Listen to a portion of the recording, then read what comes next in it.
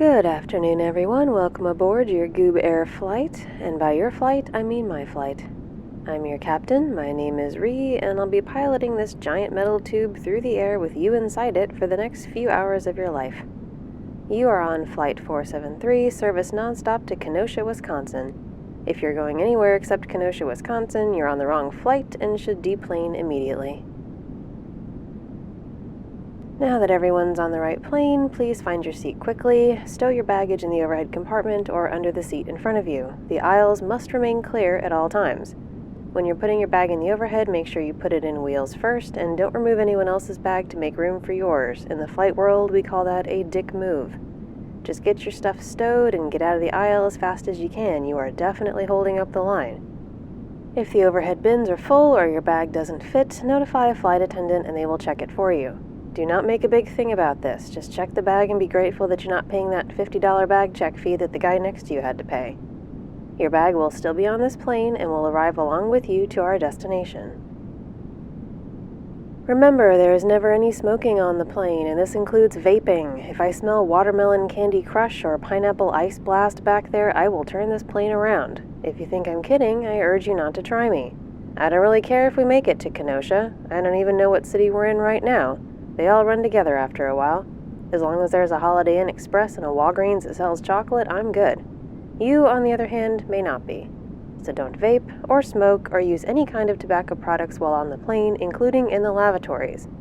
It is a federal crime to tamper with, disable, or destroy smoke detectors in aircraft lavatories. I know you've heard that before, but do you know what they do to you if you get caught doing that? 15 years in prison and $1 million fine, and it's not a nice prison. It's one of the bad ones, the ones they make Netflix documentaries about. Trust me, you don't want to risk it. Keep your addictions in your pocket until we get to our destination. Except for alcohol, of course, we encourage drinking on our flights. First class is already 2 drinks in, I believe. And those of you in economy can purchase beer, wine, and spirits for an additional charge once we're at cruising altitude. You will need to show ID to prove you're at least 21 years of age to purchase alcohol, and we do card everyone. The fact that you're even on this plane right now means you do have ID on you. You can't get this far without it, so don't try the left it in my other pants thing. No ID, no drink. That said, we also have a wide assortment of soft drinks, juices, coffee, and tea. I myself am enjoying an apple juice right now. It's delicious. I highly recommend it. And here on Goob Air, you get the whole can of your beverage, not just a small cup, because we want you to know that you matter to us. Also, the air is really dry on the plane and you need to stay hydrated, so be sure to enjoy that drink service when it comes through. First class, just keep doing what you're doing. Once we're in the air, we'll be cruising at an altitude of 38,000 feet on the way to sunny Wisconsin. That's about 11,500 meters for those of you who use the metric system. I don't know which of you would do that, but just in case, I like to be inclusive.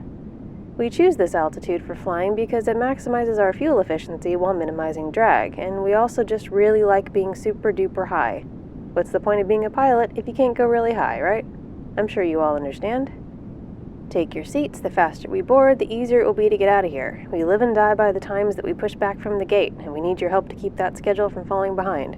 Seriously can't do it without you. Keep on boarding, that's it. I can't see you, but I can hear you. You all sound fantastic. It's going to be a great flight. In other news from the flight deck, I have a co-pilot here. His name is Jeremy, and you will probably not be hearing from him during the flight. But I promise you he is real and not just a stuffed animal wearing a pilot hat.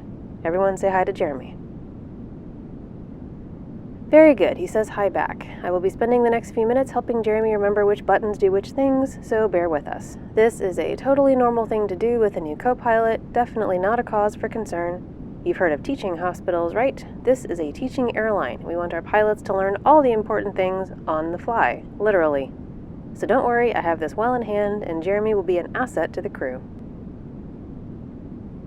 I want to take a moment to shout out the flight attendants who are assisting you today as you board and get settled. They're Samson, Grover, Shirley, and Rose. This is my favorite flight crew. I would rather fly with them than anyone else, and they will be your best friends throughout the flight. I want to remind all passengers that you are required to comply with crew member instructions. That is the law. So if a flight attendant tells you to do something, you must do it, or stop doing it, whichever it is. Otherwise, you'll be going to that not fun prison as soon as we land in Kenosha. Just follow the rules and everything will go great. Now, I think everyone's on the plane. That's excellent. Keep getting to your seats and get comfortable. Flight attendants, prepare for departure and cross-check. Alright, we are pushing back from the gate now, or rather, we are being pushed back. Did you know that most commercial jets can't back up on their own? They don't have a reversing mechanism. Neither do kangaroos, come to think of it. They can't back up either. There's a little factoid for you. Now, everyone should be in their seats with their seatbelts fastened.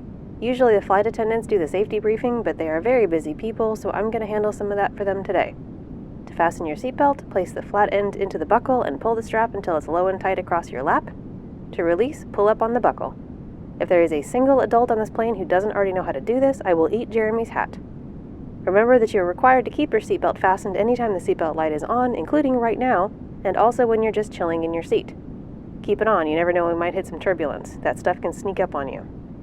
In the event of a change in cabin pressure, a mask will fall from the compartment above you. Put the mask over your nose and mouth, put the strap around your head, and breathe normally. The bag may not fully inflate, but don't worry, you're still getting oxygen.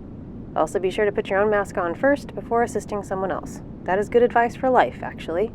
You can't really help others if you've worked yourself to the point of incapacitation, so be sure to look after you. Then you can effectively help others. Anyway, please definitely put your mask on if the masks drop down, because when we're at 38,000 feet, there is not enough oxygen to sustain life outside this aircraft. It's also 70 degrees below zero out there at that altitude, but that's a different problem that we will not address at any point.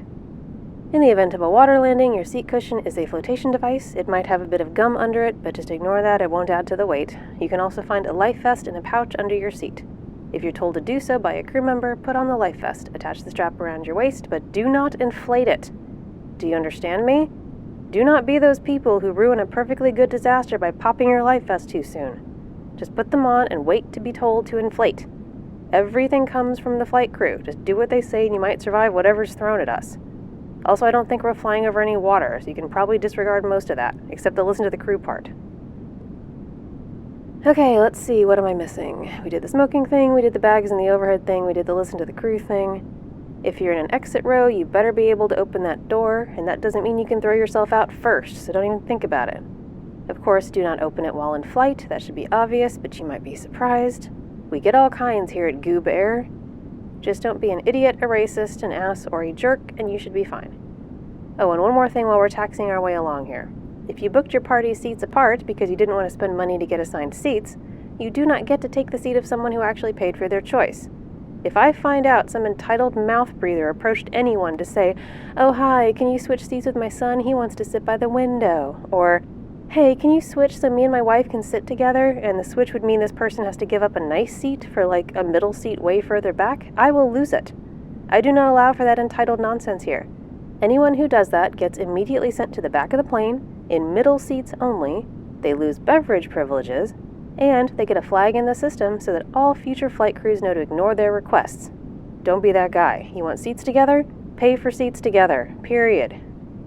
Alright, we are nearly to the runway and we're first in line for takeoff, so stow your stuff, make sure the seat backs and tray tables are in the upright and locked position, and put all your personal electronics in airplane mode. I'm sure you know the drill. The rules do apply to all of you, and the flight crew has my permission to punish anyone who thinks they don't have to do these things. Punishments will vary. Be sure your window shade is up, keep the aisles clear, and this is your final reminder before takeoff to fasten your seatbelts. Don't worry, I'll turn off the fasten seatbelt sign a few minutes after we take off so you can roam about the cabin and use the lavatory if you need to. I know some people just can't resist the lure of a tiny, tiny bathroom with a vacuum toilet and soap that smells like antiseptic. You'll get your chance. Also, one last time, thank you for flying Goob Air. We know you have a lot of options when you fly, mostly sorted by price on Expedia.com, so we appreciate you choosing Goob Air for all your travel needs. And an extra special thanks to our Sweetness members, those of you who have racked up so many miles with us that we know each other by name and coffee order. It's great to see you on board. Again. Now, just sit back, relax, and let's get this bird into the sky. Jeremy, cue up Danger Zone.